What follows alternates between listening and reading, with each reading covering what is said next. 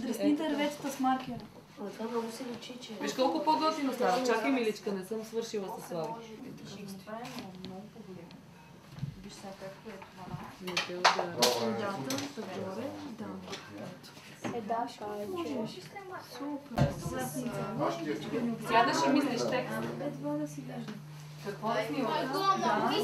И друго. Ето ви листа.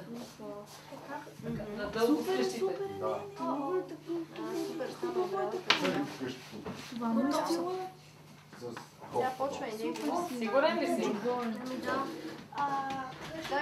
Само ще това да стане много. Първо правиме тази част. Без това. Две високи. Това е негово. Има, аз съм нарисувал само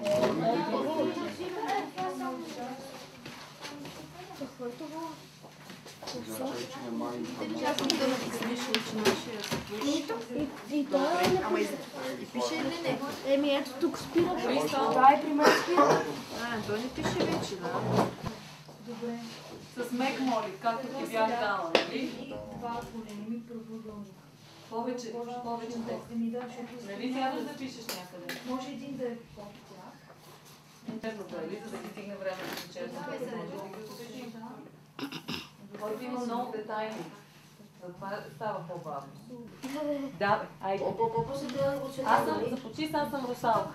Да прави. И не говори за зимата, те русалките не знаят ти. Това е някаква линия фарбовете. Тънка греша. Че има место. Да. Взимаш маркери и почваш. Той, ако снимате...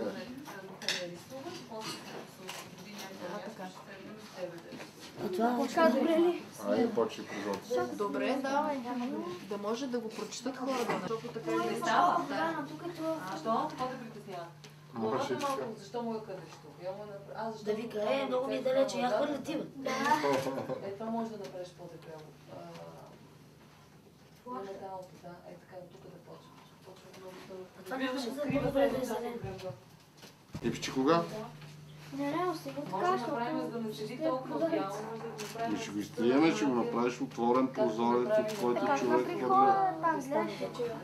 Как излиза от това? А от къщата излиза, Може от тръба на къщата. цялата Няма поляна да проблем. е чертички.